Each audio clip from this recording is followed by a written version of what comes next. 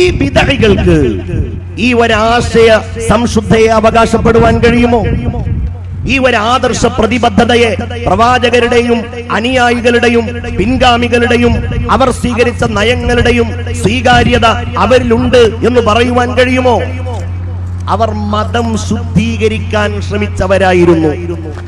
ഞങ്ങൾ ശുദ്ധീകരിക്കുന്നവരാണ് എന്ന് അവകാശപ്പെട്ടവരായിരുന്നു അവർ.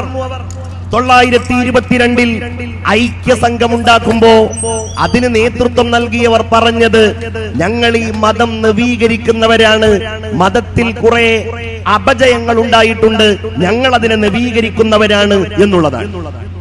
924 പണ്ഡിത സഭയുണ്ടാക്കി ഐക്യസംഘം മുന്നേറുമ്പോഴും ഈ കേരളത്തിന്റെ മണ്ണിൽ ജനങ്ങൾക്കിടയിൽ അവർ പ്രചാരണം നടത്തിയത്, അവരുടെ ലക്ഷ്യമായിട്ട് അവർ സമൂഹത്തോട് പറഞ്ഞതും ഞാൻ ഈ പറഞ്ഞ കാര്യം തന്നെയായിരുന്നു. ഇവരുടെ തലതൊട്ടപ്പനായിരുന്നു വക്കം അബ്ദുൽ ഖാദർ മൗലവി. മുജാഹിദ് പ്രസ്ഥാനം അത് എത്ര വിഭാഗങ്ങളാണെങ്കിലും എന്താണ് കേരളത്തിൽ വക്കം അബ്ദുൽ ഖാദർ മൗലവി പ്രചരിപ്പിച്ച ആശയങ്ങളെന്ന് കൃത്യമായി സമൂഹത്തോട് പറയട്ടെ. മുഴുവനായും പറയാൻ പലപ്പോഴും അവർക്ക് കഴിയാറില്ല. വക്കം അബ്ദുൽ ഖാദർ മൗലവി ആശയങ്ങൾ സ്വീകരിച്ചിരിക്കുന്നത് റഷീദ് റിളയിൽ നിന്നാണ്, മുഹമ്മദ് അബ്ദുവിൽ നിന്നാണ്. അവരാകട്ടെ അവരുടെ അപ്പോസ്തലനായി കാണുന്നത് മുഹമ്മദ് ബിൻ അബ്ദുൽ വഹാബിനെയാണ്.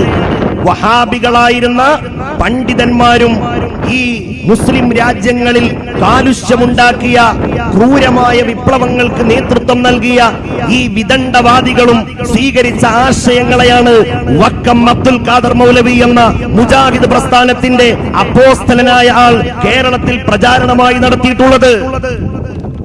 അവരുടെ ആദ്യ പ്രസിഡന്റായിരുന്നു KM മൗലവി എന്നറിയപ്പെടുന്നയാൾ.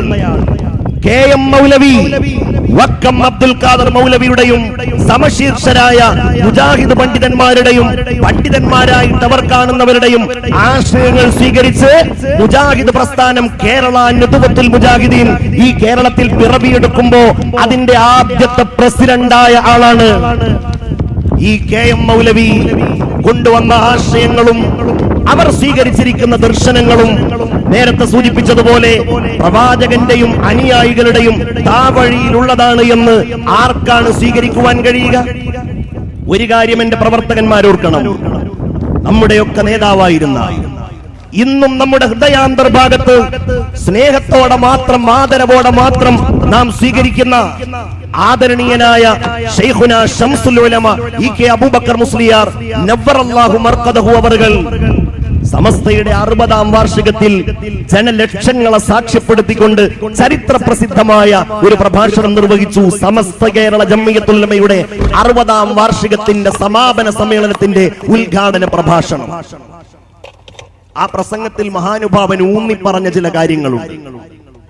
അദ്ദേഹം പറഞ്ഞത് ഈ കേരളത്തിലുള്ള സൗഹാർദ്ദത്തെ സംബന്ധിച്ചാണ്. മാനാഞ്ചിറ എന്ന കോഴിക്കോടുള്ള ആ പ്രദേശം രൂപീകൃതമായതിന്റെ പശ്ചാത്തലം അദ്ദേഹം പറഞ്ഞു.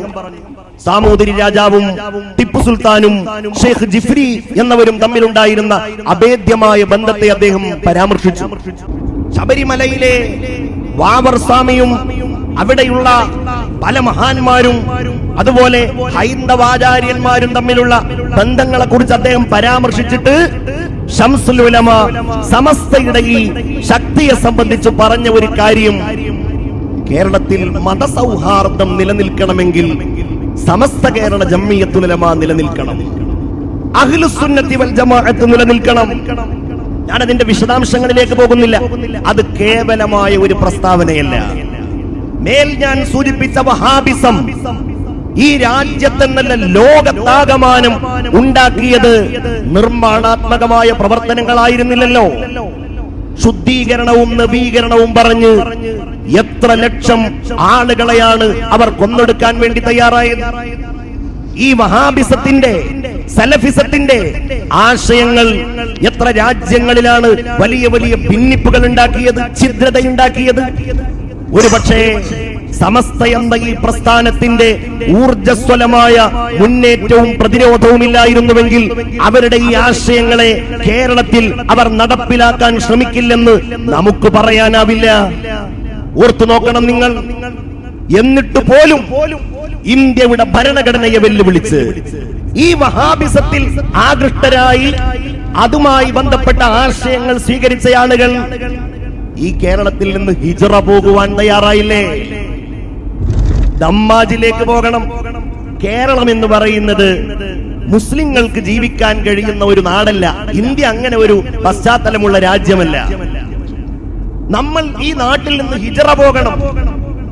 ആടുമേക്കാൻ ഹിജ്റ പോയ ആളുകൾ, ഐസിസിൽ ചേർന്ന് രക്തസാക്ഷിത്വം വരിക്കാൻ കൊതിച്ച് അങ്ങോട്ട് പോയി കൊല്ലപ്പെട്ട ആളുകൾ, ഐസിസിൽ ചേർന്ന ആളുകൾ, ഒരുപക്ഷെ ഇത്തരം ഒരു വേദിയിൽ നിന്ന് മുസ്ലിം സമൂഹത്തിന്റെ ഭാഗമായി സ്വയം പറയുന്ന ആളുകളെ സംബന്ധിച്ച് അങ്ങനെ പറയുന്ന കാര്യത്തിൽ നമുക്ക് വിഷമമുണ്ടെങ്കിലും എന്താണ് ഇത്തരം ആശയങ്ങളെ സ്വീകരിച്ച ആളുകളുടെ ഏതെങ്കിലും ഒരു ഘട്ടത്തിലെങ്കിലുമുള്ള അവരുടെ ചിന്തകൾ എന്നതിന് നാം കാണുന്ന ഏറ്റവും പ്രയാസകരമായ ഒരു കാര്യമാണ്.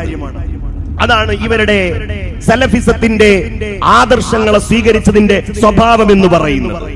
നോക്കൂ നിങ്ങൾ, അഹ്ലുസുന്നത്തി വൽ ജമാഅത്തിന്റെ സമസ്തയുടെ നേതൃത്വം മുജാഹിദ് പ്രസ്ഥാനത്തിനെതിരായി, അവരുടെ ആശയങ്ങൾക്കെതിരായി, ആദർശങ്ങൾക്കെതിരായി പ്രസംഗങ്ങളിലൂടെ, എഴുത്തുകളിലൂടെ, സമ്മേളനങ്ങളിലൂടെ വിപ്ലവാത്മകമായ മുന്നേറ്റങ്ങൾ നടത്തിക്കൊണ്ടിരിക്കുന്ന ഘട്ടത്തിൽ പല രൂപത്തിലും ഈ കേരളത്തിൽ സുന്നത്ത് ജമാഅത്തിന്റെ ആശയങ്ങളെ വികലമാക്കുന്ന സംഘ സംവിധാനങ്ങൾ വന്നു. ഒന്നിനെയും സമസ്ത തിരിച്ചറിയാതിരുന്നില്ല. എല്ലാവരുടെയും ആശയങ്ങളെ സമസ്ത നേരിട്ടു, ജനങ്ങളെ ബോധ്യപ്പെടുത്തി. അതിലൊന്നായിരുന്നു ഇന്ത്യൻ ജമാഅത്തെ ഇസ്ലാമി.